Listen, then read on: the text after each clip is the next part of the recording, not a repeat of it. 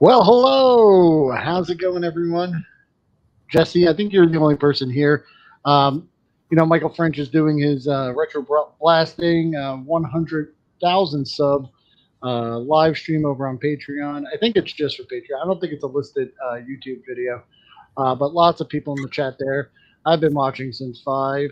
I just hopped out to do this because I was going to cancel. But no, it looks like we've got Jim Largo here just in time. Yes. And Ian Sweeney. Aloha. Very nice to see you. And Rolando, how are you today, sir? And also Bjorn. Oh, and the Schmabullock. Yes. How you doing? You majestic tiger, you. We got Bill as well. Looks like everyone's jumping on. Oh, and Bill's here too. Hi, Bill. How are you? So you saw, well, last week we opened up a bunch of Star Wars Power of the Force 2 stuff. Pretty fun stream. We had some good times. We opened up some vehicles. There were some pamphlets, little brochures that popped out there. And since last week, I went ahead. I tried to scan them.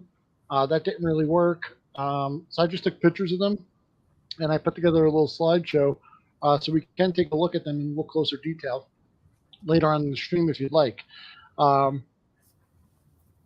Let's see here. Bill saying sham bollocks. Okay. And Bill's going to jump in too. So that's great. And Jim Largo, of course, will be here. Well, thank you, sir. I appreciate it. So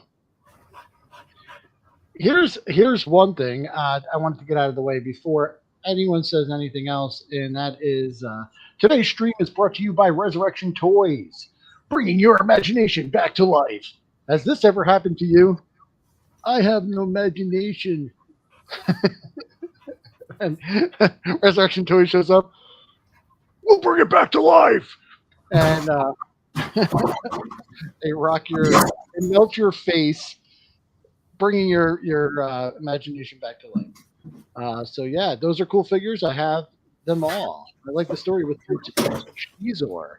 Speaking of Star Wars Shadows of the Empire, oh, very nice. You got your Resurrection Toys. What is that one? The Venom? Venomsaurus? Yeah, Venomsaurus. Very cool. Nice. Yeah, just want to show you guys this. I found this during the week, and I thought you would like it.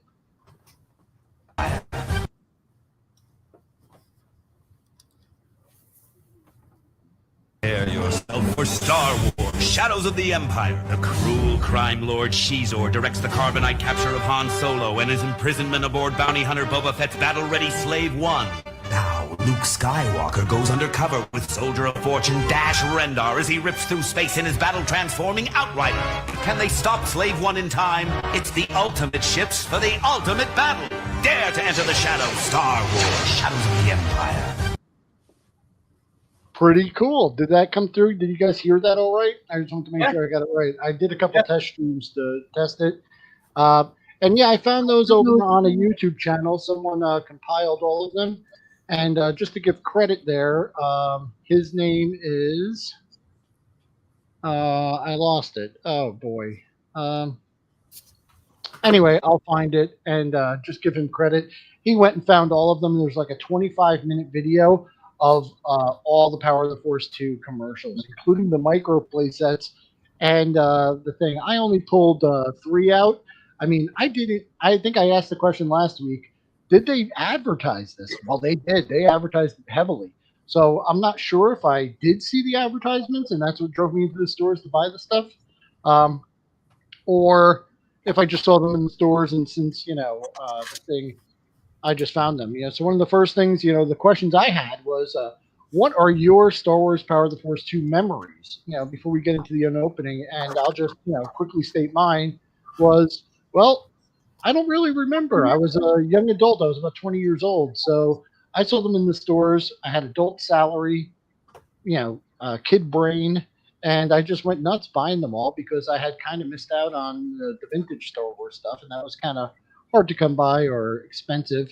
on the secondhand market. So for me, this was just a great opportunity to to just get all this stuff. I'm gonna make Jesse big here because he's sharing his Star Wars Power of the Force 2 guys here.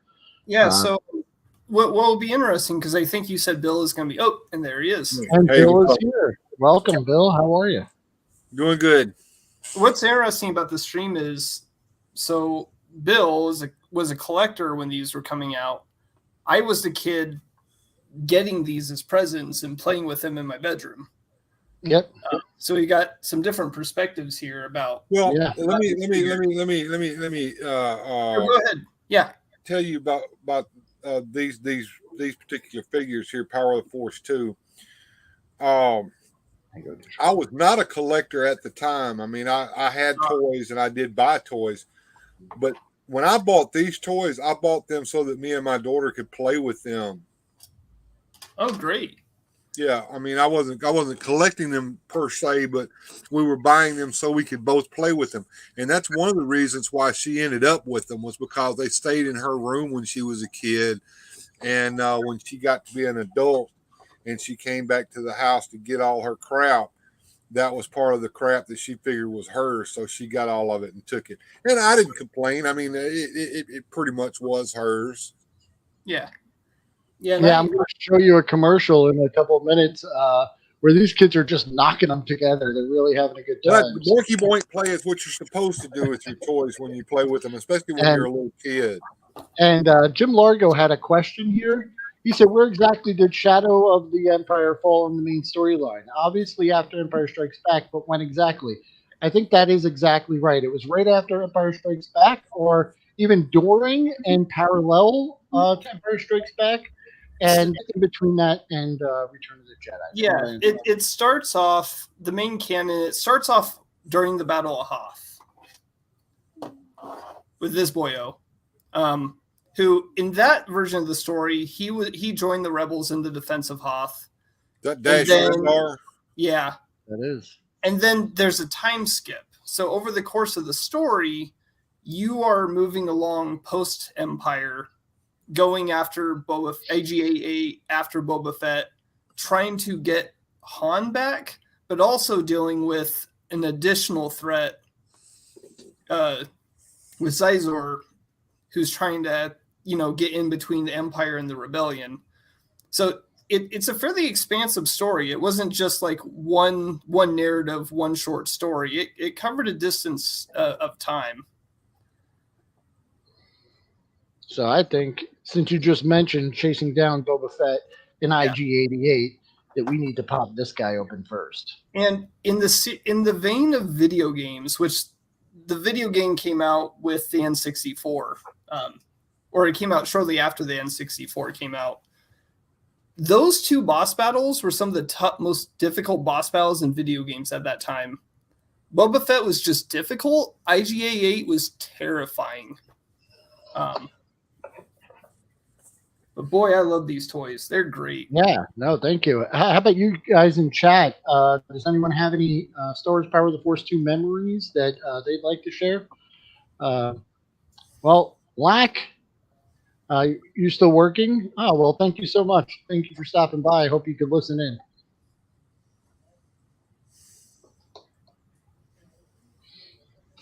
So that's really cool, Jesse. Yeah, I don't have as clear memory of the game. I remember playing it, but I don't have, there's only so much that could fit, I guess. And, I'm out of space because I can't remember the details. I do remember the Hoth battle, and that part of it.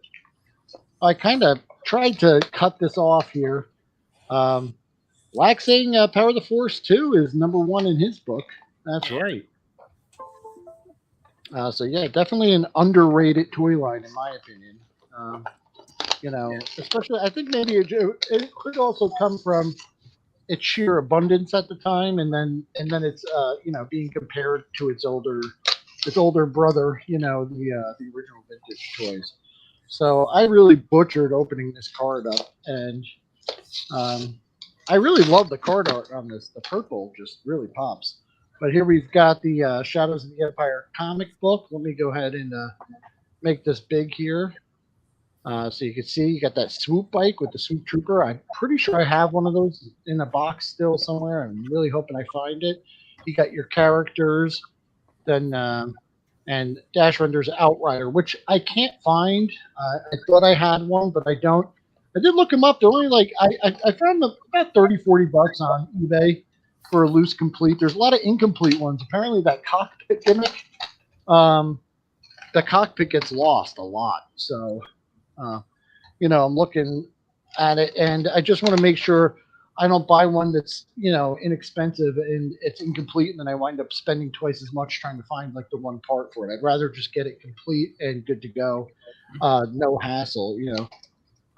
So yeah, this was the plastic insert that came inside the case. It was sealed in there, and you can see it started to yellow a little bit. So I don't know if it's really exposure to air or heat or whatever. It's really seems like it's hit or miss. Nolan's here. Hi, Nolan. How are you? And Gojitron's memories are he was an adult collector, only married for 3 years and prior to the first. And now you rotten kids, get off my lawn. So yeah, he was already an adult collecting these when they came out. So that's great. And you mentioned the swoop bike. I had that swoop bike because that's also Shadows of the Empire. Yeah, that was a very difficult mission in the N64 game, but I love the line, and I can't really speak for all the older Kenner stuff, but this line had a lot of smaller accessories, small vehicles, small play sets that were very mobile. You could take them anywhere, different parts of the house. Even figures that came with like their own little mini sets, like Boba Fett with his whatever you call it, or Control Stormtrooper. They came up with enough small stuff that it was easy for you to have a lot of play value with these toys.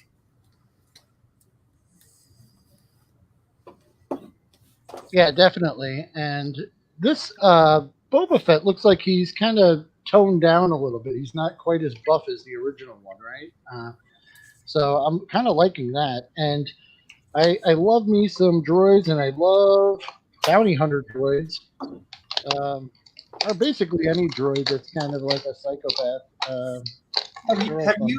Have you seen the R5 from the line? R5? Yeah, the one that kind of comes apart and shoots the missile. Yeah, if you open it up, he has a missile inside. Oh, very cool, very cool. My own canon in my head was he wasn't breaking down because of a bad motivator. It was something with the missile system, and they kind of avoided an accident. I gotcha. Yeah, Jordan, Bill, you went live. Retro Blasting went live. They hit 100,000 subs, so they did a Patreon stream. Yeah, that's everyone why went live, and I was scrambling to get ready for this because I had to set all this up and had a bunch of stuff to move. And I, thank God, left work early today because I'm going to have to work. King Hungry 7. Hi, very nice. See ya. Welcome. Yeah. So anyway, I was happy to make it and do everything on time there, but then I had to run out to the store and stuff, so I was like hustling. But I was listening to you with my headset, ranting about Eternia and watching the Retro Blasting on the TV, and trying to pay attention to both conversations at the same time, which was a lot easier to do than I thought it would be. But yeah, I used to watch Michael French over there on Retro Blasting a while back, but I don't get to watch him as much as I used to.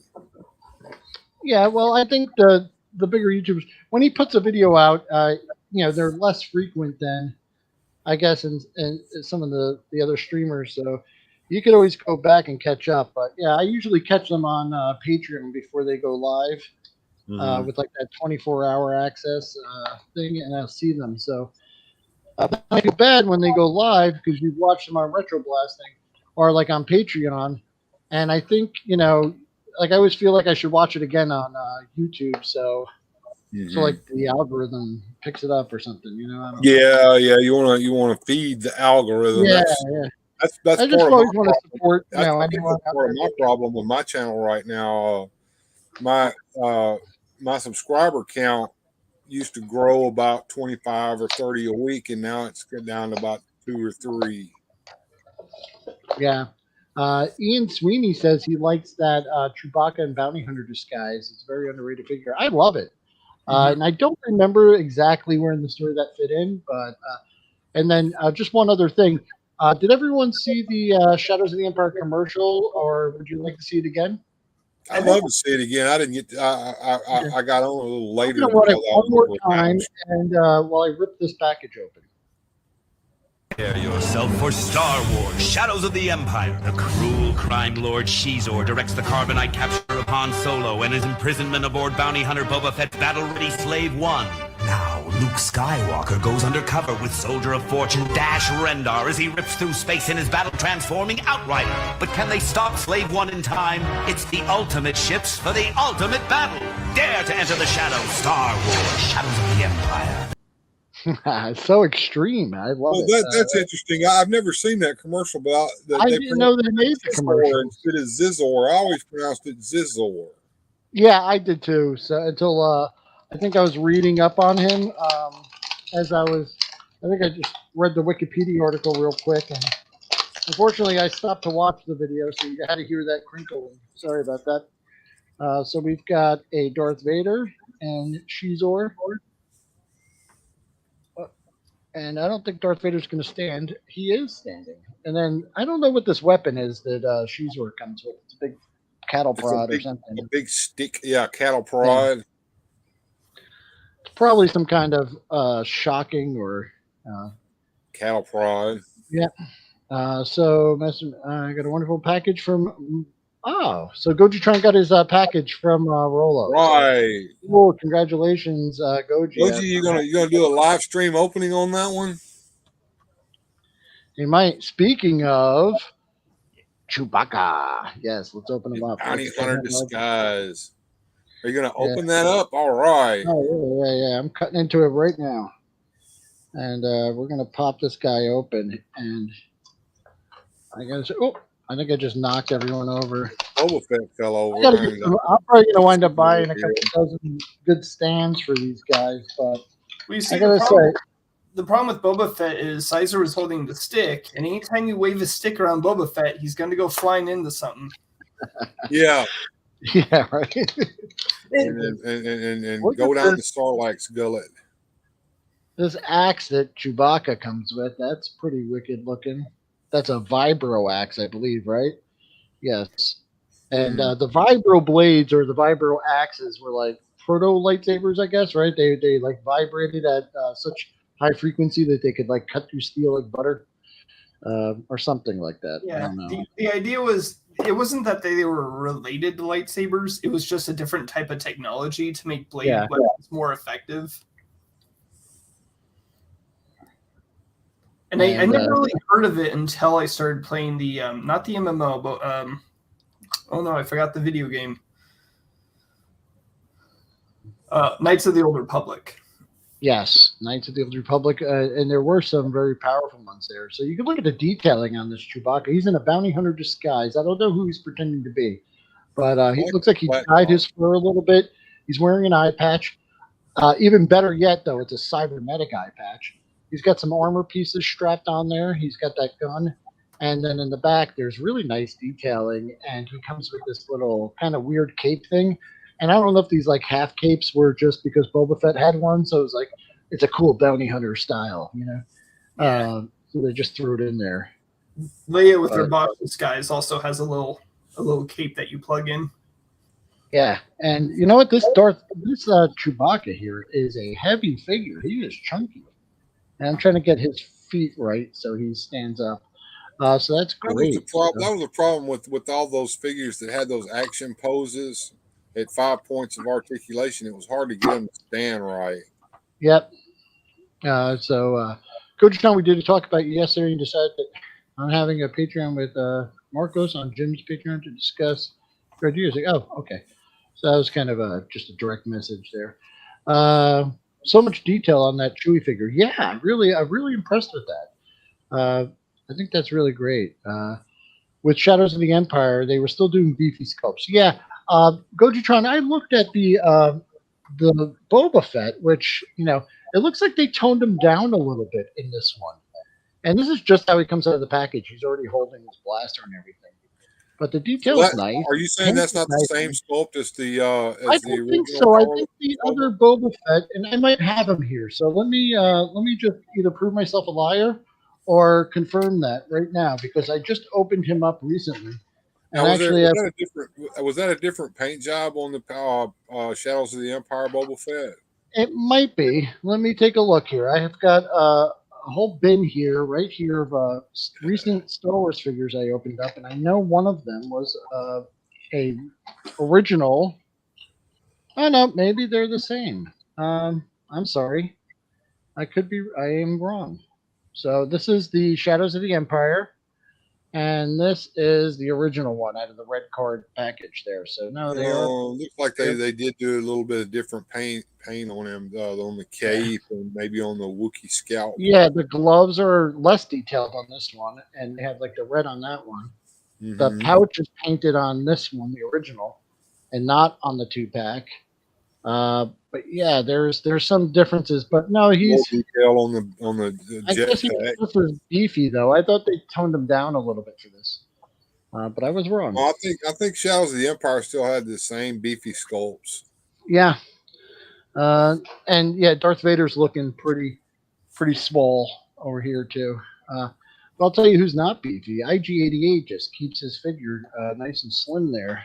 Yeah, like that guy. Could eat anything. So let me just pull up my notes here. I like IG-11 on Mandalorian. It showed how dangerous the IG series droids actually were. Oh, I loved it. Yeah. To watch him cut loose like that was great. Ian Sweeney saying there's an older video on the Toy Galaxy channel which lists his own top 10 Power of the Force 2 figures. It really helped me feel better about liking the figures at the time. Yeah, because, even when I bought these, the consensus was like, they're kind of crap, they're fodder, blah, blah, blah. But, I mean, just from what we saw in the commercials there, they pushed them hard, and there's, I think there's a lot to offer here. And, Bill has personal experience of his child playing with them. Yeah, these toys weren't made for collectors. These toys were made for children to play with. Yeah. There's a difference. There's a difference. That's why the figures are so beefy. That's why the guns are oversized. And that's what you want when you want kids to play with your little kids to play with your toys. Yeah. Us big kids, we want all accurate. 95,000 points of articulation and all we that. We grew up and the toys stayed the same in some cases. But no, it's good. Kids would break our toys in a heartbeat. These toys are just solid and meant to be played with. Yeah. And growing up, go ahead, Badger. And growing up, it was like, the internet was still new at the time. Yeah. I'm a kid. I'm not getting feedback on what others thought about these toys. Yeah. So we never heard negative things about them, because to us, when you held it up, I don't have one with me, but if you held it up against like a traditional Kenner toy, this looks better to me. Mm-hmm. Yeah. He's action posed. He looks more detailed. He's got better weapons. He's not just standing at attention. But that was it for me too. And also they were easily accessible in great abundance, and very affordable. These were not very expensive toys. Yeah. So Jordan saying if figures can get the poses like the movie, I'm good. Not everything has to do a Spider-Man pose. Yeah, sure. Yeah. And yet, I like kids' toys better than collector's figures. Absolutely. Yes. I would rather have a good, chunky, fun action figure than a statue. And when my nephew plays with the what are they called? The Mission Fleet. I hear a lot of modern collectors crapping on Mission Fleet, which are these kind of modest sized vehicles with smaller figures that are like Fisher Price poses where their legs are out and their arms are out. Nephew has no issue with them. Kids don't have issue with the way kids play with the ships is they want the little figures to put the figure in the ship and then fly the ship. Yeah. So the figure doesn't have to have a whole lot of articulation. He just needs to sit in the cockpit. Yeah. Yeah, It's only within collector channels that you hear that kind of criticism. sure. And like I said, there's a market for everything. That's why those like 10. What was it was a Jim on Grindhead Jim stream where he was going over those statues, and there were it was like thousands of dollars for this giant statue. And to us, it was beyond my reasoning to understand like how someone could buy that. And I think someone in the chat said, "I buy statues all the time," and I was like, "Well, there you go." And any slice of society, you're going to find these are the people who buy these statues and put them on display in like their living room or something like that. It's like a whatnot or something to put on a shelf. Going back to Ian Sweeney's comment there, which was great that he mentioned, the favorites, because that was my next question for my guest here in the chat was, figures and vehicles. I love the line because it has that combination of both. Mm-hmm. I really like vehicles. I like figures that go into vehicles. But what is your favorite? Do you have a favorite, and what is it? A vehicle or figure? Yeah, vehicle or figure. Well, if my favorite vehicle by far, and it's really not a vehicle, it's more of a playset, is the Millennium Falcon. Absolutely. I mean, that's great. Yeah, because that's an awesome vehicle. It's a great toy, and it's just fantastic. And I knew this kid that had a Millennium Falcon, the 80s one, and he'd be flying it on his front lawn, running around, and I'd pull over on my bike and I'd be like, "Hey, man, that's awesome. Can I see it?" And he'd go, "Nope," and run into his house. And he would do it all the time. It's so funny because I wound up dating his sister like when we were teenagers. And I told her that story, and she's like, "Yeah, my brother is such a little shit." Because I said, "You live here?" I'm like, "There's a kid that lived in this house that would come out, doing the I got some ice cream thing, just flying his Millennium Falcon around, and it would just kill me." So yeah, it was one toy that I always wanted from my childhood that I didn't get. I don't have one in my collection, but you know who does? My brother, and he's selling his Power of the Force 2 stuff, but he's 1,200 miles away.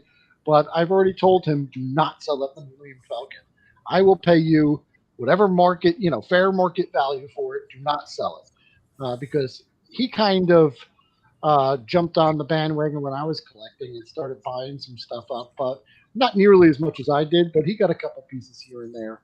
And I think I mentioned before that for 5 years, I stored most of my toy collection in his spare bedroom, at his house. So, but he had that, and I didn't have that. Gojatron saying, "I saw the Mission Fleet Slave 1 today. If Hasbro would just upscale those a bit, it would possibly be able to fit a 3.75 figure." Yep. So Nolan saying, "I collect Mego, so articulation isn't a big issue." Sure. And then, hello, people I love. Hello, Grindhead Jim, person I love. And then Nolan saying hi. And a couple other hellos. Top vehicle for Ian Sweeney would be the electronic X-Wing. And you know what, Ian? We're going to take a closer look at that. Is that the big one? Is that the big one that has the pilot sitting inside of it that moves his head? Oh, if that's the one, yeah. I'm sorry. I think that's the one with the pilot that's fixed in there. Is it it's the larger one? Yeah, it's a movie scale size. I had that too, and when we found it in the shed, my daughter wanted it, so she ended up with it. At this. Feel to jump into one of the all-new Star Wars gunner stations from Kenner. It's like being in the middle of an Imperial dogfight. Sorry, wrong one. I want you to watch this. Like the power of the Force from Kenner, the biggest, most realistic force in the universe. Only the power of the Force brings you the largest fleet of full-scale vehicles straight from the movies. Like Darth Vader's TIE Fighter, the blazing laser lights and sounds of the Rebel Snowspeeder, and more of the biggest Star Wars heroes and villains. Like new Han Solo, Lando in disguise, and the evil Emperor. When it comes to big size, big movie sounds, and big detail, now you're playing with the power. Star Wars, the power of the Force. Figures and vehicles each.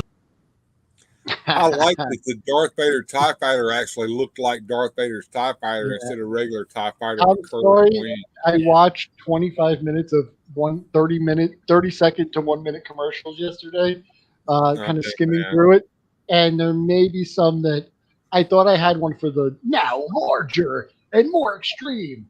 And then they had the bigger X-Wing. So maybe I think, if I remember right, that last scene where the kid jumps into Echo Base, I think they reused that in a number of those. They did. You know what? In a couple of them, like back to back, there would be clips from the same commercial or the same kid doing something.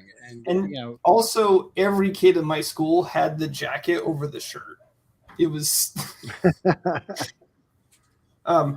If we're talking about the vehicles, there were two. The one I played with the most was the swoop bike because it was versatile and you could use it for any toy line.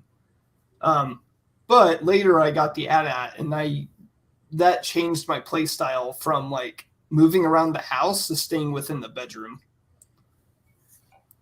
Yeah, you know, I thought there was sometimes like I liked like even like I'm gonna bring up G.I. Joe again, but like I had the Dragonfly, I had the Skyhawk. The Skyhawk was annoying because pieces would fall off of it all the time. And the Dragonfly, to me, was like the perfect size that you could fly it. My friend had the Night Raven, and quite frankly, that thing was like too huge as a kid to like float around, you know? So some vehicles, even though it wasn't my favorite, I would prefer it because it was like kind of easier to run around with in one hand. Yeah. And what I would have wanted as a kid, but I didn't have until I became an adult, is this little friend. I love the speeder. That is beautiful. This would have been the right size. Love that speeder. Oh yeah, I like that. If I had this, I would have spent most of my time with this as a kid. I had a friend across the street that had a vintage speeder, and I used to love that thing. And I another reason I'm so thankful for the line is you can get some of those older Kenner vehicles, but at cheaper prices. Yep. So, okay, I thought I messed up here. So Dash Render's got this gimmick where the backpack stores his rifle and then springs it out. Yep. And I knocked it off, and then I put it on the wrong thing. But there's Dash. We already saw him on. I liked him. I thought he was a good character. He's like a Han Solo type, right? But more like a soldier. So we've got Ian saying here, top power of the Force 2 figures. Cabe, Muftak, 2-pack, Bosk. Oh, you gotta love Bosk. Laxivrak is awesome. Bomer Monk, yes. And Chewie Bounty Hunter. That's a very good list you got there. I really like that. I don't know if people like this figure, but back in the day, I really loved this guy. I have him open, so I'm going to wind up with doubles of him. But that is this one. I really liked Luke in the Imperial Guard disguise. I really like this figure. And Nolan saying he still wishes he had his Cobra stun. And we're going to open this one up again. But I thought that was so cool. And then I think in the Dark Horse comic series, they also did a series about a Imperial Guard who I thought defected and became a Jedi or something. Or I know what you're referring to, but I don't know the details. Maybe he doesn't become a Jedi, but he was pretty cool. He had like a double-bladed, like a staff or something. I'm not sure. I'm kind of maybe crossing the streams here in my brain, but I thought he was a cool character, and I really liked him. So yeah, we've got Luke, and that just looks. That's not your typical Imperial Guard outfit, too. No, I noticed that it looks like a different type of Imperial Guard. Yeah, I don't. Jesus Christ, I'm sorry about the crunching here, but that's the sound of opening toys. It should make us all have those warm feelings in our hearts. There we go. We've got Luke. Yeah, I actually like that head sculpt too. Yeah, it's not bad, but I like the armor. It's kind of cool. This armor would be great. I don't know if these are really cheap or not. You know, I haven't looked up any of the pricing on this. The only thing I looked up was that Dash Rendor Outrider. I remember when these were on the shelf. Got a little half cape, which is just so fashionable during Shadows of the Empire. Everyone was wearing them. It's the season of the half cape. Yeah. But yeah, he comes with this little staff. The legs are real chunky, man. He's got some cankles or whatever you call them. And they're great for figure building. Like if you just keep the helmet on, you could have a whole army of those. Yeah, those are kind of cool. I would kind of like that. I like the armor there. And then the layer with the Boosh disguise here. What Millennium Falcon thing is Bjorn referring to there? It's on the right there. Oh, that's the gunner station where they were shooting the TIE fighters. Yeah, I'm sorry. Yeah, so, the bottom of the Millennium Falcon, there were these rotating guns. Yeah, and Han got on one side and Luke got on the other, and they don't get cocky, kid. Yeah. He's like, I got one. Don't get cocky, kid. So let's take a look real quick. That's the only other commercial I have. From Kenner, it's like being in the middle of an Imperial dogfight and Darth Vader is on your tail. You're Luke Skywalker. Hook up with Han Solo as you both fire your quad laser cannons. They're coming in fast. Stay on target and send Vader for a spin. Now the worlds of Star Wars are in your hands. Watch as Endor opens to reveal an Ewok aerial attack. Gunner stations and complete galaxy come with figure, each sold separately. So hot. Kind of cool. That was interesting. What was that little thing they had the Vader in? That wasn't an actual TIE fighter. That was just a cockpit. It was just the cockpit, and I don't think I have that, but I might have one somewhere. But that was just to give you an idea of what those gunner stations are. Now, I know Jimmy Salzberg said he wanted to see those opened, so I'm going to hold off on those for now. But this Leia is just a fantastic figure. Look, she's holding the thermal detonator. And that is such a badass scene in the when she's bargaining with Jabba. Yeah, and I love that you can take the helmet off. You're my kind of scum. It's just the best moment there. Yeah, and then Nolan saying he remembers that commercial. Yeah, you know, some of these commercials, if you ever watch 90s commercials or something, long forgotten, but I bet you once you start watching them, you'll remember. Oh yeah, I love watching commercial channels on YouTube that have tons of 80s and even 70s commercials, because just watching those commercials brings back all kinds of fuzzy memories, you know. Yeah, and then Gojatron saying they made a lot of what he'd call vignettes for the Power of the Force 2 lines. Not quite full play sets, but they did kind of let you recreate that movie scene, or give you a feel for it. Also, some things like positioning them and having them in the Millennium Falcon wouldn't really be practical, because you can't really get in there and do that. You could put them in and then close it up, and then you could see them from the outside. But to experience that and see it through their eyes is kind of a cool thing. So I remember having that buff Luke Skywalker in my gunner seat. Yes, you did. All right, so I've got a pile of figures here that I can't stand up, and I've got the Slave One. The Slave One.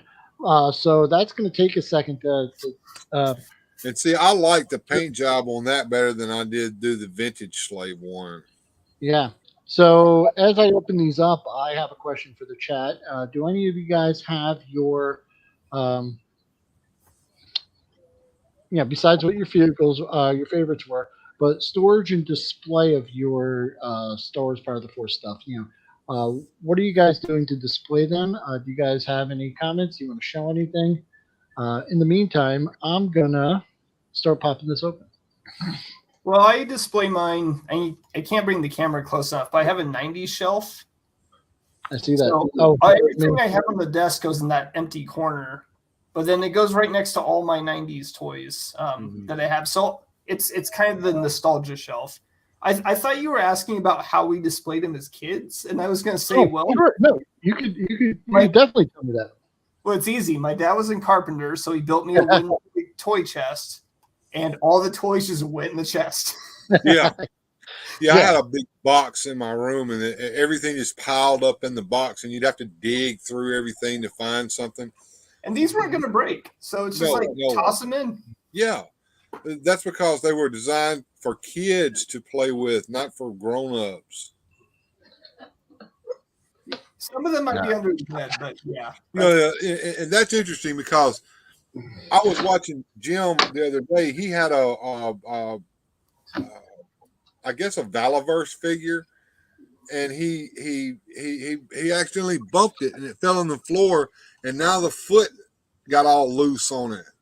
I mean, that never happened with our toys when we were kids because they were too resilient to that.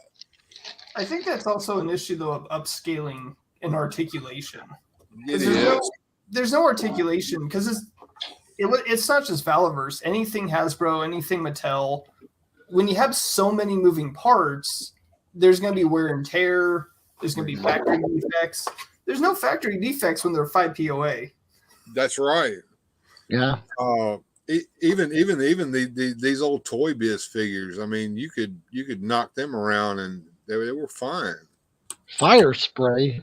Jordan saying it'll always be Slave One. Never will I call it the fire spray. Is that what they're calling? Fire spray. No, that's the type of ship that it is. Yeah, it's a fire spray. But the thing is, they never refer to it as Slave One anymore. They always refer to it as that's fire. Boba Fett's fire spray ship. You wouldn't say when you're talking about the Memphis Belle, when you talk about the B-17 Flying Fortress, the Memphis Belle is just the name of that particular ship, and that's the case of the Slave One. I gotcha. And then Gojatron saying, you may have seen my new Power of the Force 2 Ender and Hoth displays. Yes, I did see them. Beautiful. And I heard he got those from a pretty cool dude. Oh yeah, that guy's really great. So I'm really glad that they wound up there and displayed so nicely. Despite the USPS's attempts. Yeah. So there's a lot of parts to this one here. So, but if you guys want to hang out, I'll put it together. Or if you want me to put it I'll aside, hang out as much as I can. My wife's in there cooking me up something to eat, and when that gets ready, sure. I'm pop out. Right. I'm going to get me some of that good old food. That's great. And Nolan's dad made him a nice big toy chest as well. Yeah, I definitely had. Now, this toy is just fantastic. I am filled with joy. I could almost I feel like a little kid, where I'm just ignoring everyone. Like when a kid gets something on their birthday and they just start zoning out and getting into it. I could really get lost in this this thing. It's got this little handle here. I got to put the parts on it, but I love this ship. And it's not my favorite. So my favorite's actually. I know the original vintage Slave One came with a hand and carbonite. Oh. Like this? Yeah. Did it come in that one as well? Yeah, it did. That's pretty cool. They just reused all the same molds. Yeah. So I'm trying to figure out how to get this in here, and I want to be careful with the clear plastic here because I don't want to crack it or anything or mess up. I mean, we've all done the not on it.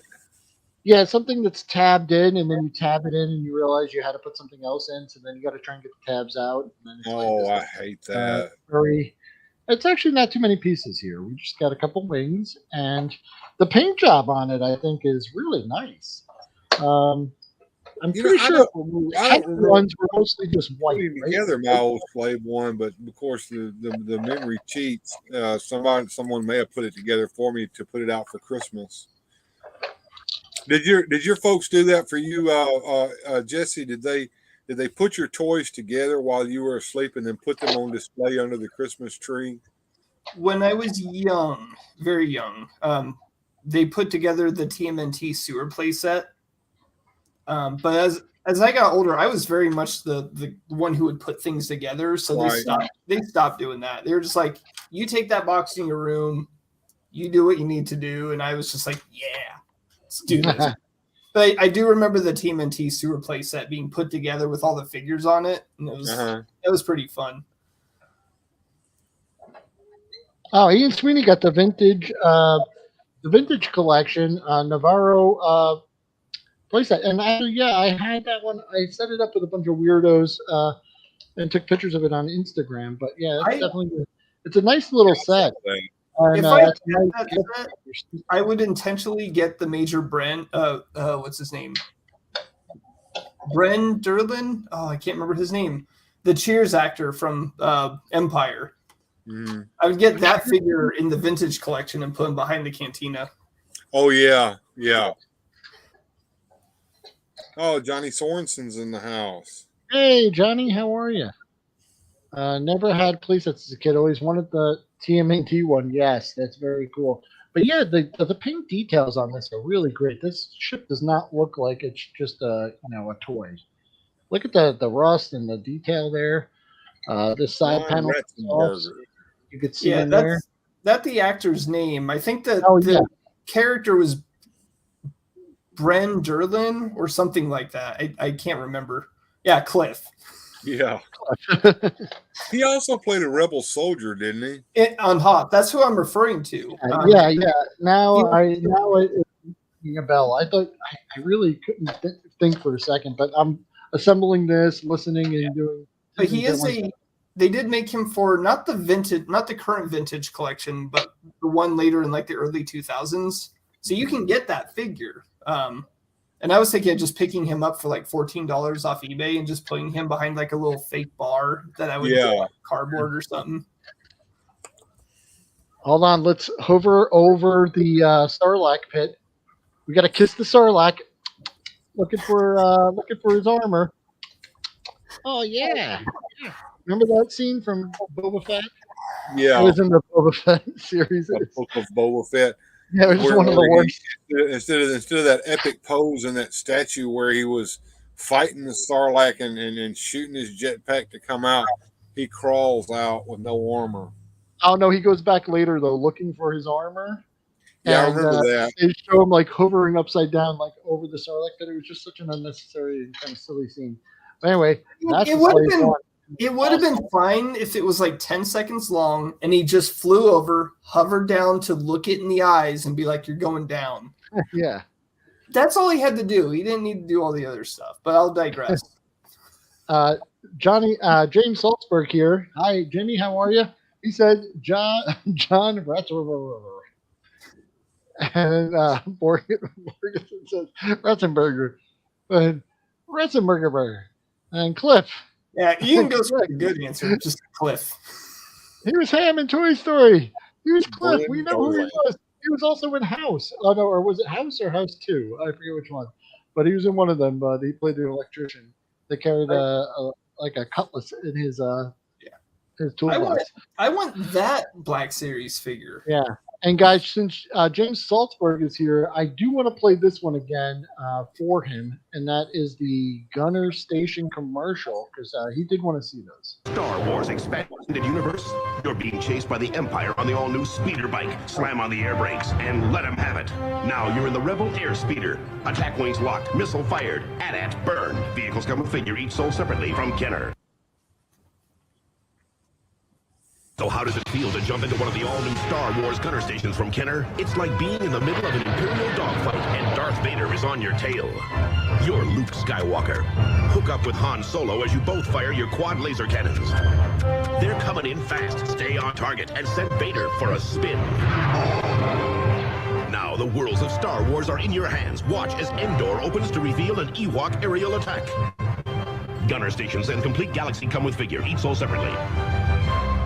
So how does it feel to enter the Star Wars Expanded Universe? You're being chased by the Empire on the all-new speeder bike. Slam on the air brakes and let them have it. Now you're in the Rebel Air Speeder. Attack wings locked, missile fired, AT-AT burned.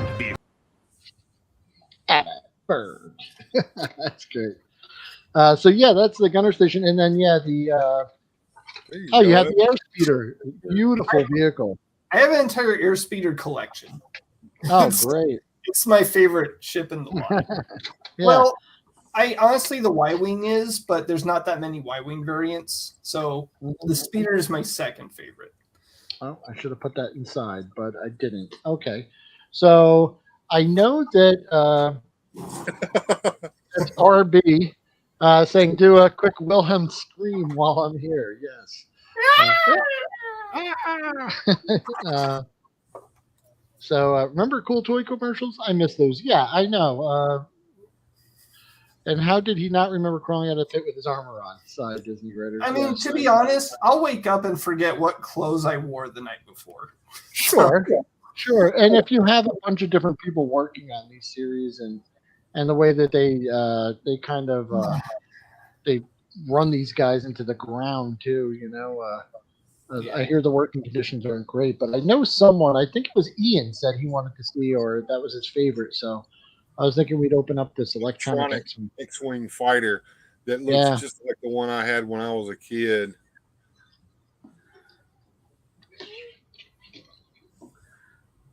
And more paint deco. I guess he was so disappointed by falling that he forgot. Well, I don't, not good at it. I got to get a sound clip of it so I could just, anytime there's, I could just do that. I don't know. Yeah, the Wilhelm scream. Yeah. That's the one. Yes. Let's pull this guy out. And, this thing is really strapped in there.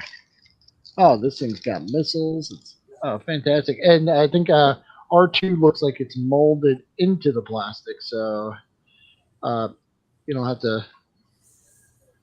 So he's saying, where'd you get that? That was you, Jesse?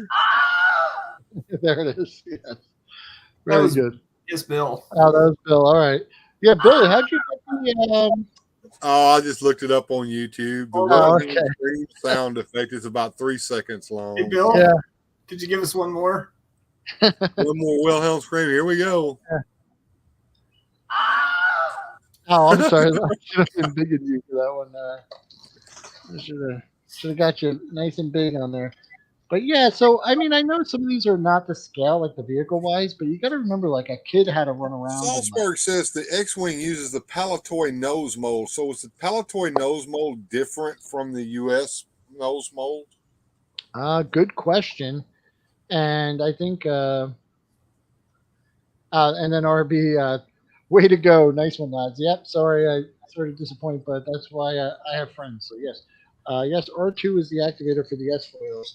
That's the Kennedy side, but the Palatoy mold.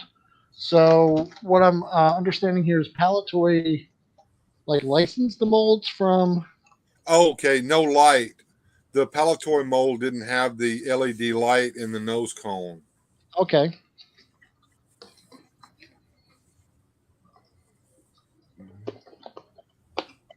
So they altered it slightly. Yeah, it was Palatoy's attempt to lower the cost for the UK audience is they took out lights and stuff, which as a kid I prefer. I don't want lights. I want something to play with. Yeah, I don't know.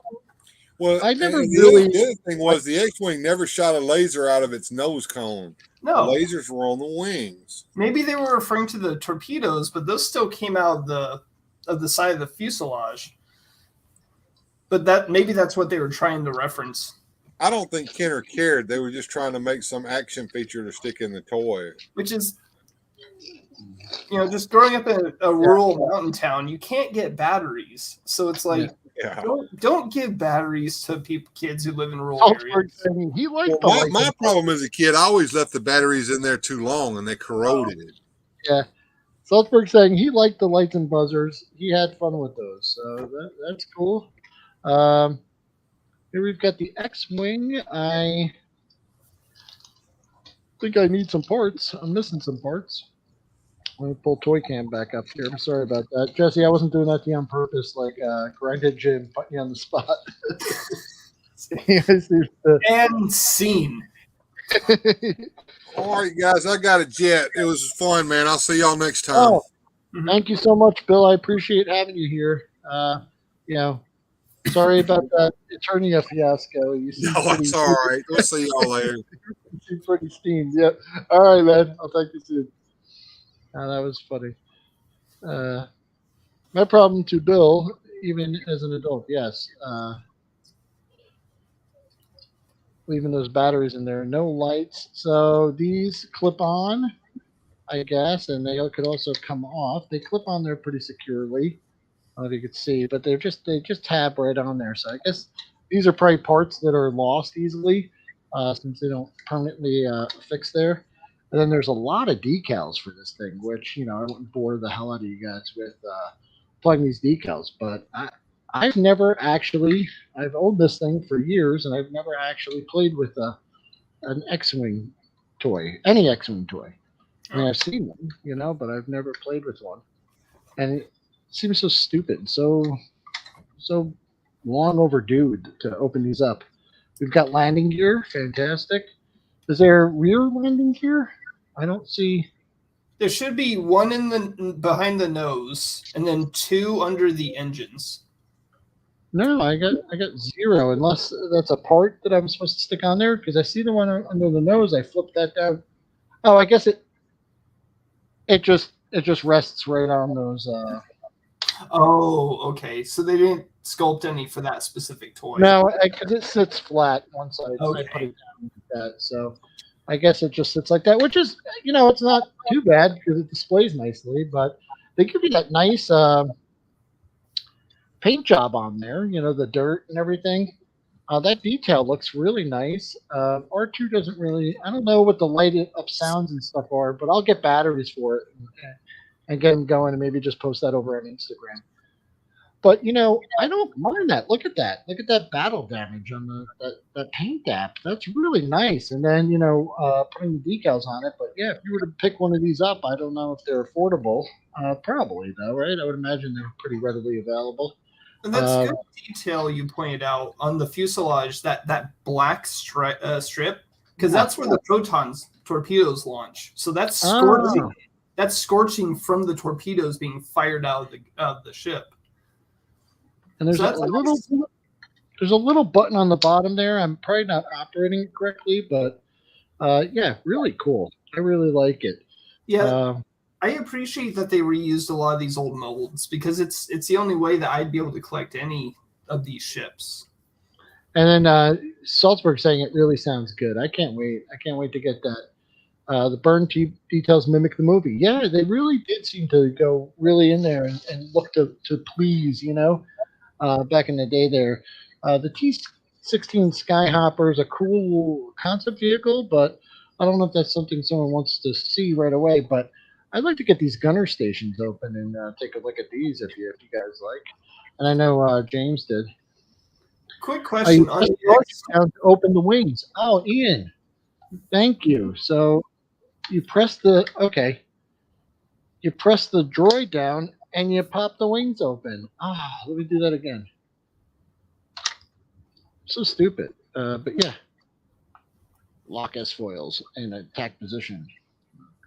On the box, when you look at the X-Wing on the box, how many stripes does it have on one of the wings? Let's take a look here. It looks like if you just look at the front of the box. Yeah, let me do that so I can get the box in here and we can get the wing in there. So it's 5. So that's Luke's X-Wing. Okay. So it's 5, and then they have Luke wearing a karate outfit. His desert boy outfit. Yeah. So I agree with Bjorn. I do like the T-16 Skyhopper. It's Incom. So Incom makes the X-Wing, the Skyhopper. They also make the Snowspeeder. And in canon universe, it's nice because they all use similar flight controls in order to save cost.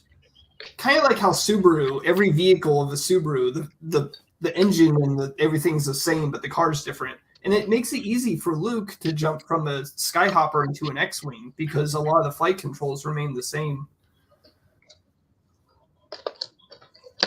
All right, so I'll tell you the Luke that comes with this gunner station is even though he has that molded on headpiece there, right? But he's a much less beefy boy Luke than the original one that came out. So that's a good for that. Pilot Luke was like 80 pounds heavier just because of his clothing, I guess. And let's go ahead and put that to the side and assemble this. This is great. And I'm really hoping that my idea here is going to work, and that is that when I line this up with the camera, it'll look like you're firing through the cockpit of the... I think it's smart that they went with these. I forgot who said it, but the minarets. Because Trump saying that, yeah. it's smart because from a perspective, you have so many types of households with different income, and it's a perfect type of play set or feature that someone like me, who's, my father worked at a sawmill, I can only get so many toys. That just gives you the most value for the least amount of money. Should I watch that commercial again and see how these things work, or should I look at the package? Let me see. Gunner Station. Oh, it is. Okay. You know what? For some reason, I thought that this. Okay. Like, I thought that the window would face out and not in, but it's definitely not like that. Okay, great. Got it. And they come with these missiles. They're kind of weird tip on the end. I don't know what they're meant to simulate the actual gun on the Falcon, because the gun. So that's a gun, but for some reason they sculpted the missile to look like the gun itself. Yeah, so it's like he's firing his own gun off of his turret. Oh, I see. Oh, what the hell? That thing just shot across the room. Whoa. All right. So these slide in there, but they don't really click in. And then you just turn this knob. And when you turn the knob, they go nuts. So I'm not going to do that again right this second. Let's go ahead and, you know what? I'll sit Luke in, because Hans is the same exact thing. It's just the opposite one.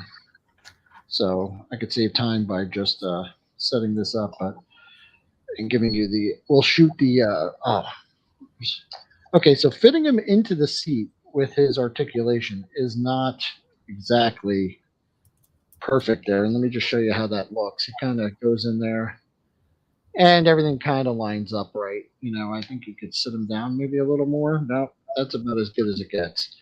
And then the stands lock together, but the view you're supposed to get is this, right? You're supposed to see from this view, and then,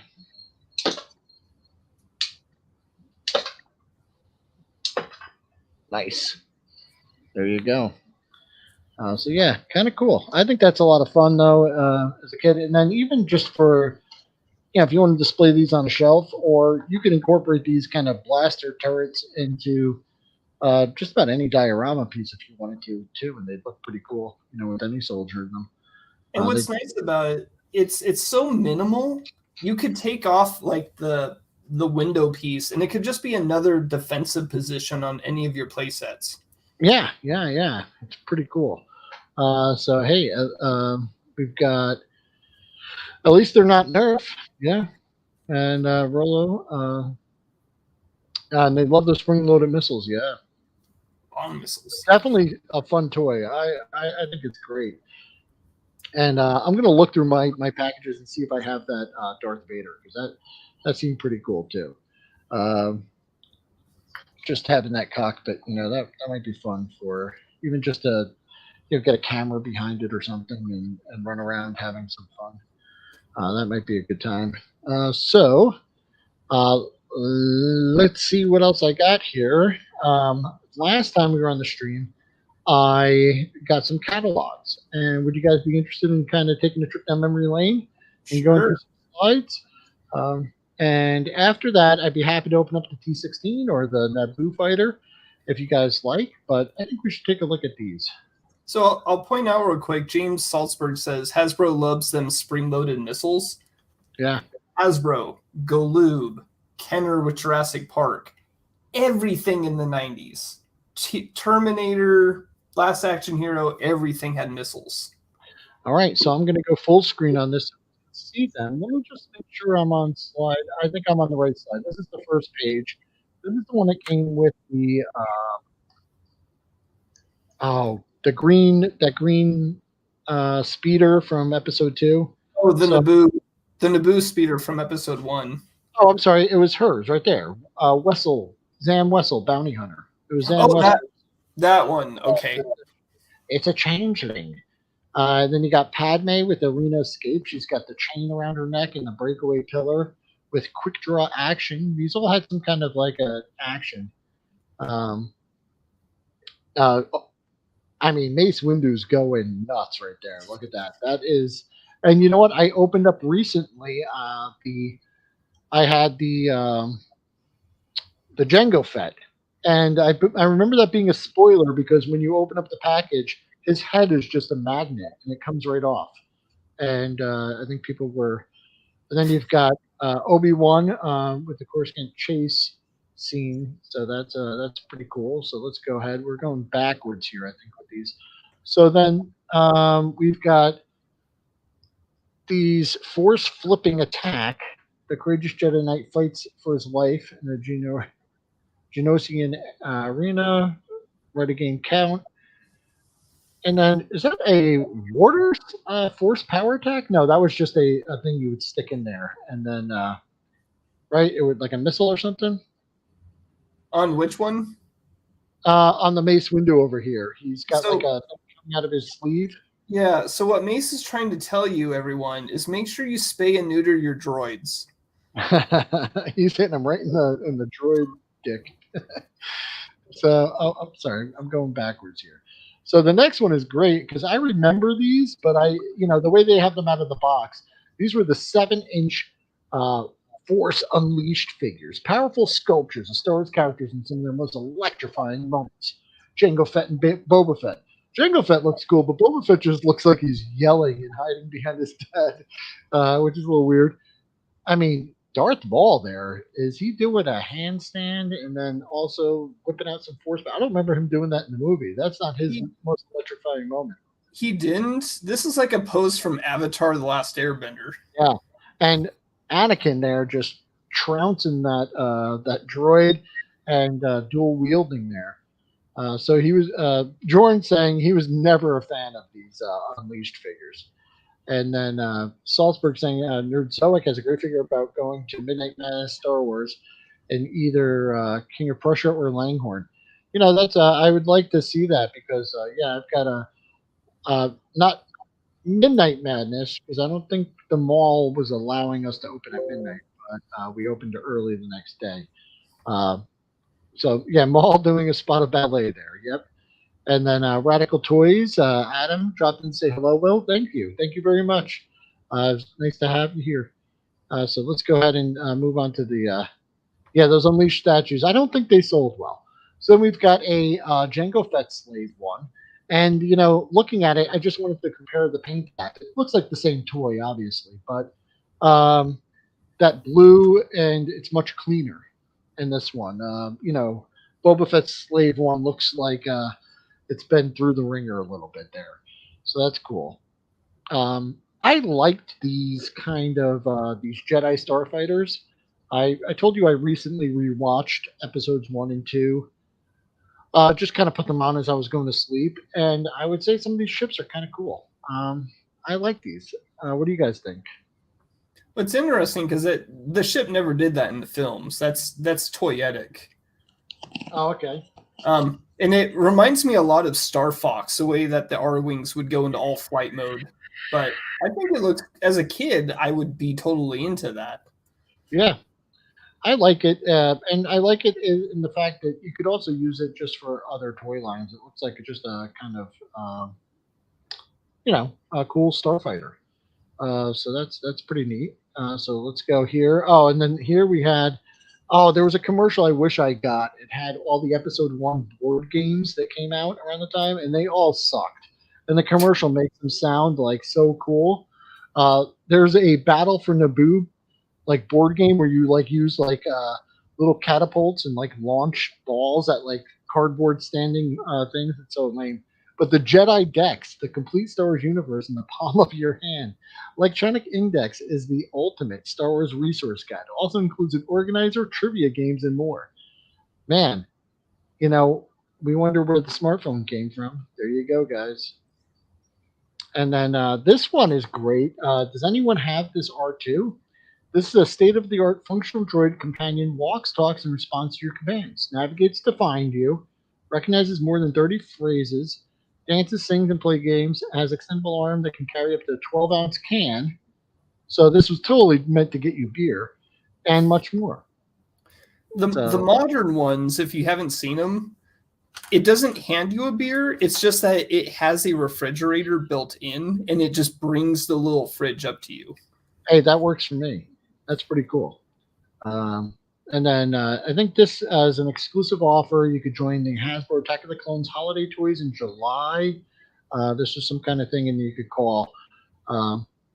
So Ian Sweeney saying the single-person fighters were always great as toys. Simple, carry to figure, easy to mimic flight with. Yeah. One hand, and you could move it around. Always a great thing.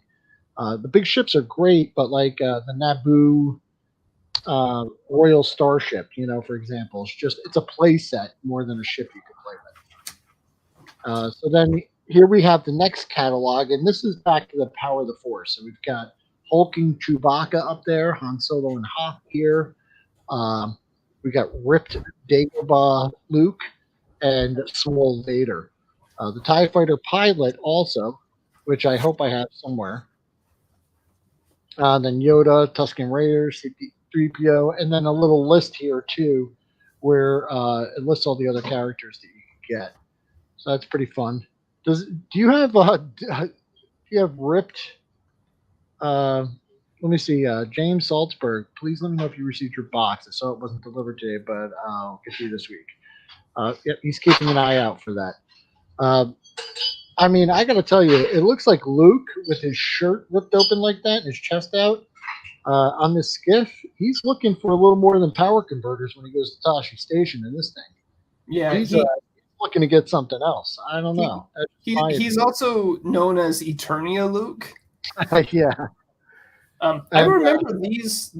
Well, I actually have one on my desk right now. The crowd control right there, right? Yeah, I remember that desert sport skiff, and as a kid, I was like, "Was that in the movie? Was that in the game?" Yeah. No, it was just a toy. Dude, you see this guy coming up over a dune with that shirt like that, the hair rippling, chicks are all over him. It's Hulkamaniac Luke. And I don't remember ever seeing this sled in the movies. No, it wasn't. Let's see this Han Solo with smuggler jetpack. So there's like little gripping arms that he uses to smuggle things. Yeah. And then like a harness that straps them in. To me, that was always the least interesting of the different packs. Yeah, that doesn't look very cool. It would be cooler if it was something like he wore like a space helmet or a spacesuit. And he jumped in this little craft like while they were like searching him, and he would like kind of play cat and mouse and like hide around the outside of his ship with the goods, and then like maybe go back in. It was like a little like kind of a skate pod or something. So then we have got the Millennium Falcon, great toy, great play set. Obviously it's undersized, but how big can you get when it's little kids?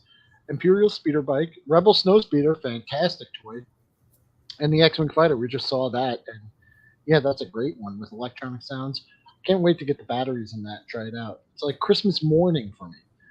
So then we've got the Shadows of the Empire, which we just saw. We've got that hand sucked, and the straps are molded into the details. So yeah, even when you take him out of that, he's still doing that. And Ian saying he liked that crowd control stormtrooper. Yeah, Badger, you like that one too. Cool. I mean, not practical. I don't know, like what exactly is going on with that, but I mean, you can take off the arms, and it could just be a stormtrooper with a jetpack. So we're going out of Star Wars territory now, guys. But I think definitely with the audience here, I think you guys are going to like these. Do you remember Gargoyles? These are other lines that Kenner Hasbro had at the time. So it's kind of cool to see what else was on store shelves. Any Gargoyles fans here? I was okay with the cartoon, but I was out of toys by that time, so I never bought or played with these. So these Gargoyle toys look like these were kind of later on in the series, because you've got Deluxe Battle double Gargoyles with all new battle armor. So that looks like a lot. That's like extra. Yeah, good cartoon. One of my favorite shows, kind of darkish for a kid show. Yeah, this was a Disney property. And then down here, you got the hardwired Gargoyles, which looks like they were like cybernetically enhanced. So I don't remember. Do you guys have those toys? Because I don't remember them at all. It was one of the few Disney cartoons or shows where instead of the parents being the one killed off, it was like all the children and the eggs that were killed off. Yep, and then we've got so the many costumes of Radical Toys. Great show. Watch it along with Disney shows like Goof Troop. Yeah, sure. Darkwing Duck. Let's get dangerous. Darkwing Duck. When there's trouble, you call DW. I love Darkwing Duck. That was like one of my favorite shows. Yeah, non-Dayglow. Yep. Gargoyles sent a bad message to kids because they were stoned all day. All right, Jim. And so, yeah, the Batman lines back then were a little wacky. Definitely kind of neon armor Batman. I mean, there it is right there. You just see neon armor. But I got to tell you, this one caught my eye. It's a triple action vehicle set. It is a Batmobile, converts to 3 different vehicles. It converts from the Batboat to the Batmobile to the Batwing with attachments, and then the Batmobile, the power center. So that looks like a mini playset inside one. Is that 2 different toys, or is that one toy that converts? No, this is one toy up top, and then on the bottom is the other toy. It's all one toy. You take off the wings, you have the car. No, I think 2 toys. I think the top one is the triple action, and the bottom one is the Batmobile and the Batmobile Power Center. Oh, I see what you're. Okay, yeah. Anyone have these? Anything like this? I'd be interested in that triple changing Batmobile there, though. That's kind of a cool concept. You got the Batmobile, the Batboat, the Batwing. I like that. I know Galoob at the time was making a lot of play sets like with Star Wars and Aliens where they make like a head sculpt or a vehicle and you open it up and it's a whole play set. So then in addition to that, they also had Legends of the Batman, which I think I pulled some of these figures out when I was sorting for the toy show. And I'm pretty sure I had Laughing Man Joker, which was the pirate, the Buccaneer Batman, and someone else. But that Sky Bat vehicle caught my eye. That's pretty absurd, and I love absurd creations like that. They thrill me. Then we have the Total Justice line, which features the Justice League, and then you've got the Flash there, but he was locked in that running pose with only 5 points of articulation and all those clip-on kind of speed lightning things. Yeah, Rob Liefeld style figures. Yeah, Robin's so extreme here. And the only one here that I think looks kind of cool was this Darkseid figure. Actually, is the only one that looks kind of normal. Everyone else has got like the most insane, like that Hawkman, that Green Lantern. His legs almost look like they're bending in ways that human legs should not bend. I figured you guys were gonna like this. Beast Wars. Remember like the song? It was like a bunch of like techno music, and it's Beast Wars. Yeah, I remember I had several of these. I have a couple on my shelf right now, but I had Armoradillo, Snapper, Rhinox. I have Cheetor on my shelf. These are great. And I only kind of watched the show, but the toys were really fun. Yeah, these are fantastic. What a great line. And then we've got also, so Largo's saying he bought the Total Justice figures because it was the only DC superhero figures available at the time, and they were hyper-muscled statues. Yeah, a lot of clip-on parts there, right? You would go back to that. So you had that line, Largo? Do you still have it? I'm telling you, that Darkseid looks like he's got promise, but everyone else kind of looks like, yeah, just a hyper-muscled... Love the Transmetal series. Yep. Let's take a look back at Beast Wars. That Polar Claw. Look at that. I love Polar Claw. I keep looking at prices on eBay. Yeah, Megatron. They have those in stores. They've been on clearance for like 6 months at my Walmart, but they're still $45. Optimus Primal. Just love it. Scorponok. Fantastic. That's 96 Hasbro. Oh, that's great. They even had a Superman line running at the same time. The Superman conversion coupe with exclusive Clark Kent figure, I think, is the standout of this line here. Because this, you put in Clark Kent, I guess, and then it does some gimmick where it flips over and turns into Superman. That's kind of cool. And then this deluxe flying Superman, I would love to get a hold of and actually fly over 25 feet. That's cool. But the deluxe Vision Blast Superman, that armor looks weird. Capture Claw Superman, that armor looks kind of weird. This Kryptonian battlesuit, though, man, look at that. That catches my eye. That looks great. And I'm not just saying for Superman toys. That thing's probably just great for any line. And Darkseid looks like he's squatting to take a dump or something. I don't know what he's doing there. So you've got Brainiac Deep Dive Superman. That Lex Luthor, although I didn't do a great job of capturing that. And then Quick Change Superman here. These are okay. Anyone a fan of these? Salzburg saying that car was great. Batman had a Keaton one too. Oh, that's cool. I'd like to see that. And then, of course, I saw this at the end of the catalog, and just going back to Jim Largo there, he's saying, I don't have those Total Justice figures in my collection anymore, but they did look a lot better when you removed that silly clip-on armor. Yeah, I'm sure they did. And then the G.I. Joe Extreme. You like 3 3/4 inches? Fuck you. We're going extreme. These are, what, 5-inch figures? You've got Lieutenant Stone, Inferno, Spitfire, Detonator, Free. And is he holding, well, are those a bunch of grenades, or is that like a big mace or something? I don't know what he's holding there.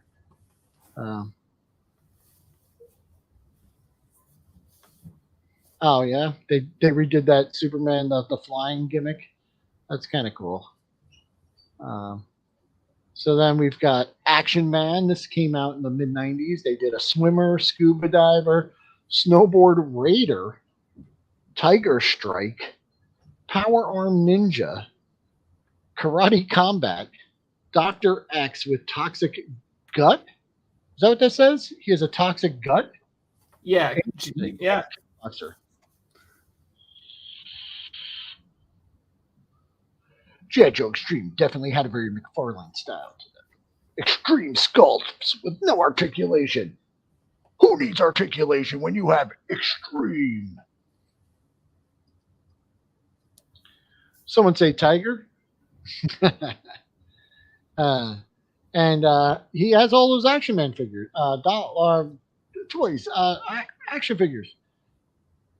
So yeah, that's great. Hey, and check this one out. This is one, Dragonheart. I like this movie. I don't know. This was to me, it was a great movie. I remember renting it, and I enjoyed it. I think they made several sequels. I can't say much about them. But the figures, I'd say probably not so much. They're probably just repurposed, like Jurassic Park or some other thing there. Salzburg coming in and just saying about that Dr. X has a fluid in his chest, upside in the back, upside on the box, so you could see it. So, he's got some kind of like a goo inside him, and that gives him powers or something. I don't. Okay, and you have the spy. And the heli gun. Cool. So yeah, the dragon though looks great. That electronic Draco. The Griffin, I don't know about, and Bowen in the small. Is it Draco or Draco? I'm probably saying it wrong. And then they threw in a Medusa dragon that I don't think was in the show or the movie at all, but that looks like a kind of cool figure there. Although I know there are some generic. There are generics that, are just as good. And then we've got yet another Batman line, but I did wanted to bring up that Skywing street bike with Batman. That is a bat-faced motorcycle with bat wings that flies. And then these are also kind of the same as that. Look at Leg Day Bane there in the center. That Scarecrow looks kind of cool. And that Robin looks wicked with those like demon wings. Those are like... I don't know, Illidan Stormrage, if you're a World of Warcraft fan. They look like Demon Hunter wings. But no Captain Zargon. Okay. And then Dragonheart was a fun movie. I'm sorry.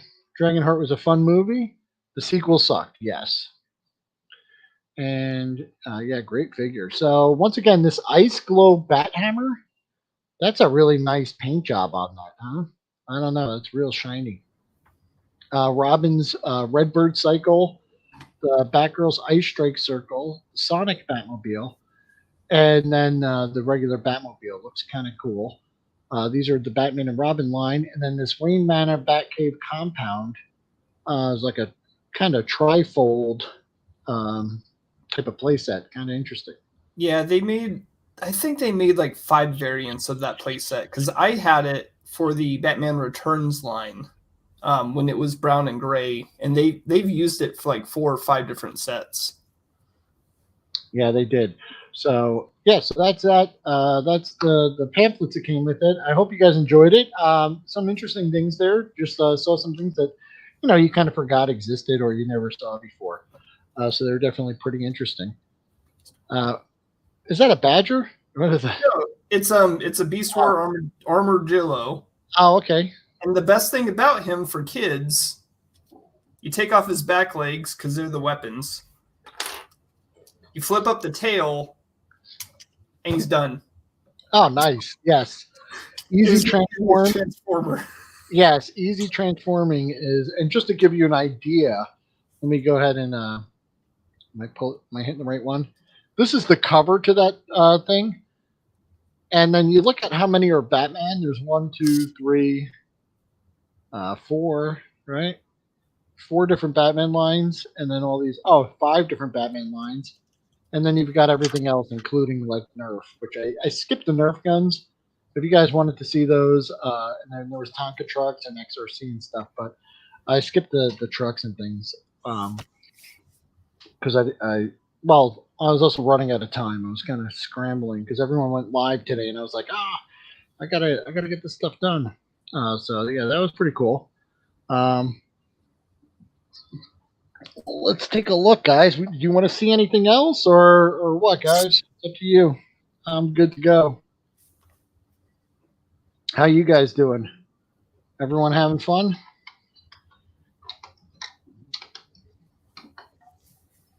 And then I just wanted to check my that was the other question I had for the chat and for my guest here was we talked about some of our Power of the Force 2 memories. We talked about our favorite stuff, how we display them. We went through some commercials and print ads.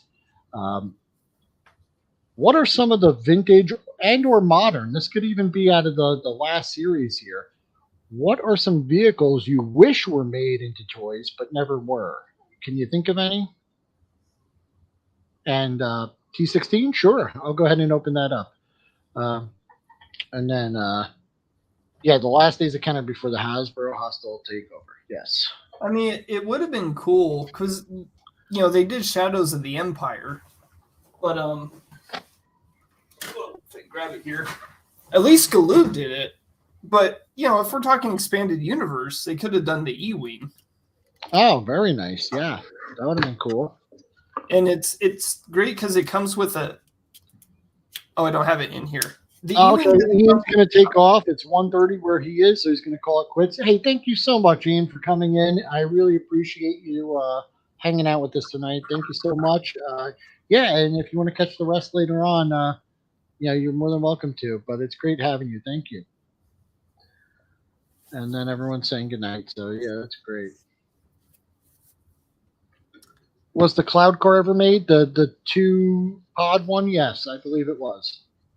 And I don't think I have an example of it. But, yeah, that was the E-Wing fighter, and that was from Shadows of the Empire? No, this is Expanded Universe. Oh, Expanded Universe. So later in the books. Okay. Now, James brings up a good one. The V-Wing from the N64 Rogue Squadron game. Yes. That N64 Rogue Squadron game. What a fantastic game. I must have put so much time into that. There was one mission, and I just couldn't beat it. It was, I'm talking about, like, where you have to, like, take a break from the game. I don't remember which mission it was, but I just remember flying around in circles and, like, not being able to figure it out. And then, like, you take a break from it, and you come back, and it, like, just, you're just like, oh, there you go. You're probably thinking maybe of Solist, where it's the lava planet and you're in a Y-wing having to drop bombs and going in a circle around the volcano. Oh yeah, it was just. This thing comes with full instructions, and there are a lot of parts. So thanks, Boomer. Appreciate it. This is the biggest assembled piece in there. So yeah, that's great. Let's figure it out though. I'm up for a challenge. And if you guys are willing to sit by and watch me fumble through this, then I'll build it for sure. They really were pretty slick with the packaging on these, though. I'll tell you, they like that whole insert just kind of unfolded and released all the parts, and then it like folds right back up. So we've got. What are the uglies? That's where you take ships and you merge them together. So like pirates would take wrecked X-Wings and wrecked TIE fighters, and they take parts from them and merge them. So think of like a TIE fighter shell, but with Y-Wing. Okay. I'll tell you, if these things were affordable enough, yeah, that would be a lot of fun to kit bash some ships together, you know? I bet you in the early 2000s, or the aughts, if you call them that, you probably could have done a great job. You know, I had like a sealed case of, what were they, the snow speeders, just like that sealed case of TIE fighters I have. And I sold it for like the sealed case, which was three of them, I think, 3 in a case, or maybe just 2. I don't know. But I sold them for like $40 back in the day. And I was like, you know, because I would like go on eBay, I would sell a couple things, but then like I feel so bad about selling them for such little money, and then going through all that effort to mail them and everything that I'd like give up on wanting to sell them off for a while. Even though I sold a couple things on eBay, I was pretty successful last week. I sold like 4 items, and that Krang, the carded Krang figure, yeah, I got like $120 for him, so that was pretty good. And that, and there was like I had a full case of those Silver Surfer cards from the 90s. Some guy paid like over $100 for those too. I don't know. It doesn't really mean much to me. Okay, so we've got the main fuselage. So then we hook this hook's on the bottom here. This goes in the top like that. And then we've got, there's not much to this actually. It seemed like a lot more parts than it was. So the wing clips on, and I don't want to break the tab, but it looks like, yeah, it just snaps on here. I don't know. Insert 2 prongs onto slot and rotate wing down. I really don't want to break this. That's definitely where it goes. It's a tight squeeze. And this is... Let me just make sure I got the right wings. All right, these are the correct wings, and these are the correct position it goes in, right? Yeah. Okay. All right. I do not...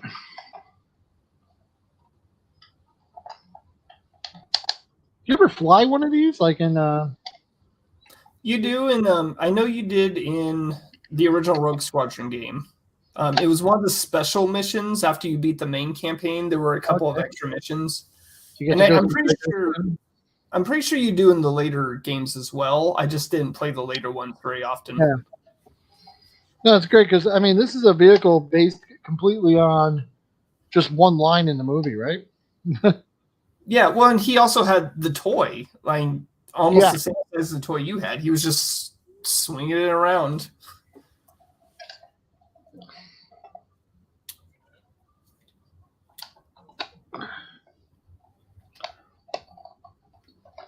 Jesus. I really don't want to break this thing. Okay, there we go. When it goes, it goes. It just pops right on. There we go. We've got 2 wings on there. Wing positions are adjustable. We've got a rear stabilizer. I'm looking for that piece here. That's right here. And that slides, where does that go? Rear stabilizer. Oh, that goes on this piece. Okay. We've got attach rear stabilizer to, there we go. And it just kind of holds on there. It holds pretty strong too for just snapping into place. Then we've got the smaller wings that go right here and here. Okay. And that's pretty great. These are really well engineered vehicles, though, I'll tell you. Like, these pieces snap together, and then it's got ratchets on it, so it holds its position. And, you know, that's precision, you know, work there. You can't really...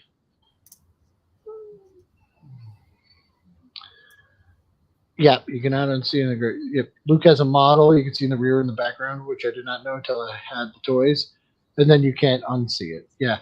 I'm gonna continue to rewatch these as I go through these toys, because it's kind of getting me more into it and revigorating my. So there's all the different wing positions, cockpit nests, vehicle nest inside main ship is shown. Wings and stabilizers fit together. So you nest it in there, slide that right in. We've got a ship that fits right into there. Fantastic. This is a really nice little ship, and it's two vehicles in one. I don't know what happens to the other vehicle when you pop out and you fly. Is it just fly on its own? It's autonomous? I don't know how that works. Where does anyone know the lore of the... So I think the idea is that's another toyetic thing. The part that pops out and it's separate, I don't think was ever featured in anything. I think that's just another feature. Oh, okay, that's just something they built into it. But yeah, unless it's a comic or something I never read. Yeah. So I would say you go like this, right, with the wings to is that something like that with it to stand up, because it's got that missile launcher on the bottom, and that's on a ball. So that swivels, and there's a knob on the back. I don't know what that does. That's just to pull it out. So I got to go real steep with these then, because if I have them on an angle, it just fell over. So this does not stand up. I don't know how you do this. Oh, do you do it just enough to compensate for that little bulb on the bottom there, like that? No, I don't know. That's kind of odd. I mean, I know how you play with it. You just fly it around, and that doesn't look like it's. I guess you can take it off and just do that with it, but then the cannon comes off. So it's only used as an entry point. In the comics, that missile launcher is a gun. Okay, and then yeah. So they could have mounted that anywhere, but they put it right on the bottom, or they could have just maybe gave some, just a little depth to it. It seems like a weird feature that it doesn't, that it doesn't stand on its own without taking that off, because that's probably a part that's missing quite a bit. As you can see here, like that's just hollow, but on the other side it is. It's also hollow. Okay, I thought it was like finished on the other side. I thought that was a trademark. You got a nice sticker sheet with that, which I'll take some time later and apply those decals, but there's no paint app on this one. As you can see, it's just, it's underneath in the artwork. Okay. So you can see it's just the plastic. I don't really see any wear and tear, on that like you do on the X-Wing or on the Boba Fett Slave 1. So that's kind of cool. Let's move this out of the way. Let's get some of these vehicles that we opened up here. Get them in camera here so we can see them. And that's just a single corded Shizor back there. But since I opened up the 2-pack with Darth Vader, I think it's the exact same figure. So I don't think there's any reason to open that up. But yeah, definitely some cool additions to the collection here today. I'm working on something, a plan might go into effect. Actually, I was looking at shelving solutions because I was thinking about getting rid of this desk with hutch, because one, I'm using this table now as my desk mostly. So that's just collecting toys. I just have an old stereo on there. That's the stereo. The only cool thing about that is it has Bluetooth, so you can hook your phone up to it and just play right off of that. So it's kind of cool, and it has a CD player on it. So I keep it around because you never know just when you want to watch some old stuff. But other than that, it's really just got a bunch of junk in it. And I got that little desk back there with my 2 3D printers on it. But from this point to the other side is a 6-foot wall. So I have 6 feet of space. And most of the shelving is, so first I looked at like plastic shelving, like just that cheap plastic shelving. They're like 3 feet by 2 feet by, 6 feet high. And I thought that would be kind of cool. I could just put that behind me and have all the toys on there. Then, because I work in a place where kind of random stuff happens, some really unique and interesting shelving happened to just come in. But then there's one other option, which is kind of, I just noticed the 3D printer under all those toys. Yeah, it's been covered up with toys for like the last month. But yeah, that's the Ender 3, and that's my resin printer back there with the yellow all the way in the back. And I haven't used them in about 3 months, so hopefully they'll still work when I pop them open. So anyway, I was thinking about losing this desk with hutch and just going with a full shelving thing and getting all these toys displayed on there, because I don't want to box these up and put them away. I want to have those shelves, and then I've got the shelves in the other toy, in my living room. I've got 2 display cases and then 2 like entertainment center pieces that I repurposed. And what I was thinking was I could just cycle those out. I can move stuff in here for the streams. I could put stuff over there for just collection, and it'd be kind of fun. So I don't know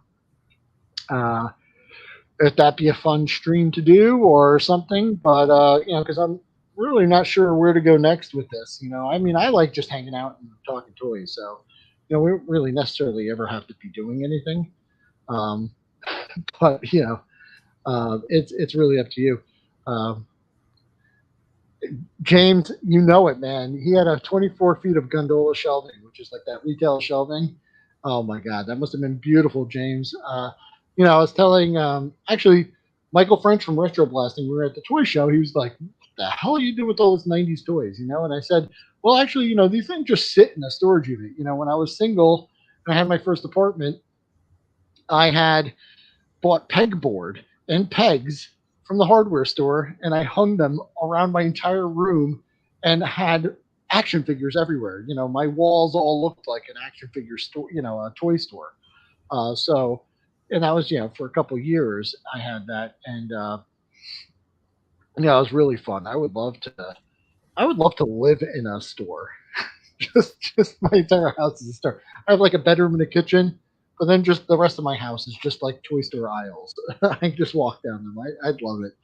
I'd love to, just live in a warehouse and then have that. But yeah, so Jim Largo's saying shelving sounds like a good plan. Yeah, I think I'm gonna go with that shelving behind me because, like I said, he got his during the '98 Toys R Us remodel. That's really cool. That's great. I wish one thing I wish was just that. I did have a house at one point with a really big basement, and I wish I had just stayed there and then just remodeled that basement and just made it my toy room, because there was no chance of water ever getting in there. We were pretty high up, but it was a nice finished basement, and it was so great. I went with the Target special, which is these modular shelves. I like those. They're $37 each, 5 shelving units. And they're the kind that you could fit the modular what do you call those? The little like the little organizer baskets. They're not very deep though, right? Or they're not bad. They're 11 by 11. Mm-hmm. So they're pretty deep, but you can move the shelves in a way that you can just fit them easy, and each shelf can be its own different height and Yeah, that's kind of cool. I And was looking for like the 24-inch deep because I have so many vehicles, yeah, and I was hoping to do that. Uh, hey, Jim Largo saying lots of finished basements in Tennessee. Just saying, he knows me. He knows me. This guy and my halfback tactics or tendencies. Baker's racks work well. Yeah, I used to have a great setup with my Baker's racks with my video games. I had two Baker's racks next to one Baker's rack in the middle, like three wide, and I had them like all like kind of zip tied to each other so they couldn't fall over. But that was like my ultimate. So I had it was a tube TV, but on the racks next to it, I had every system that you could think of at the time, which was like 98, 99. And I had them all wired in such a way that they were all connected. All I had to do was plug them in, and or flip on the power switch on that strip, and yeah, that was a great time. And I used to play all my systems back then. my favorite so far is I just found this bookshelf that's very narrow. So it's not great for displaying like sets, but if you're doing individual figures, Yeah, that is great. it can hold a lot. It's pretty wide, it's really tall, but it's shallow. So if you're just Yeah. displaying one row or two rows, you can fit quite a lot on there. That's from Target also. Nope, this was a university. University often gets rid of furniture. Yes, yeah, very cool. Yeah, that's perfect for figures. And I've hauled this thing between moves from Wyoming to Oregon to Colorado. it goes basically up to the side of my passenger seat in the front of my Subaru, all the way to the back. You've got that figured out, and I think Salzburg was saying, it's pretty amazing how much you can fit into a Dodge Aries with fold down seats. Yeah, you can squeeze a lot in. I used an old Mustang convertible, like a pickup truck, for my years when I worked construction. I had this beat up old Mustang convertible, and I would just put the top down and lay some stuff across the back of there and just drive it like it was a pickup truck. It was great. So yeah, that's pretty cool. All right, well, guys, I mean, that's all I got for tonight. Unless anyone had any questions or there was something anyone wanted to see, there was something I didn't get to. I'd love to do this again with you guys. I can't really think of much more to do other than maybe a future live stream is going to be.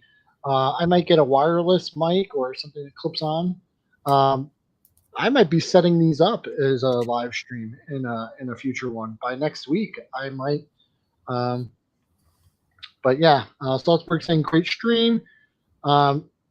Jordan saying he saw what he wanted. And I'll have the labels on there. I'll have the electronics working on the thing. But I was thinking about keeping Tuesday 7:00 is our time. If you guys like that, that's fine. It doesn't work for anyone, but I'm happy with it. But I'm looking, for next week maybe to be setting up something behind me that looks a little nicer than what I've got, and actually kind of keeps these things relevant and in my life and displayed. So hopefully we'll come up with something cool. And if I could get untethered from this headset, then maybe it'd be a little easier to work around and do some stuff. But Jesse, thank you so much for joining me. I'm so sorry I missed your stream. I still can't find it though. It was the link, but on my phone I can't click the link. That's the problem. So then Because it's Instagram. Yeah, and then I have to go on my thing. So I'm really sorry about that. Because I know right. Jim threw a zinger at me for missing it, but I was sleeping. But yeah, Jesse, you have your channel. You want to promote your photography on Instagram? Follow Jesse. He does awesome photography. Look him up, Epic Badger, on YouTube. He has a great stream on toy photography. And once I get my life organized, maybe I'll take him up and see if I could impress him by, showing the teacher what I learned from him, and maybe coming up with some good. My toy photography is just like it's in the frame and that's it, and so great things, great little tricks, and just a good friend. So thank you, Jesse. Appreciate having you here. Everyone in chat, thank you so much, guys. I really appreciate having you guys here. Please comment below your favorite Star Wars Power of the Force 2 memory, your favorite vehicle, vehicles you wish were made but never were, and what you thought of today's stream. So I really appreciate it, guys. You all have a great week and a great night, and we'll see you next time, next Tuesday at 7. Thanks.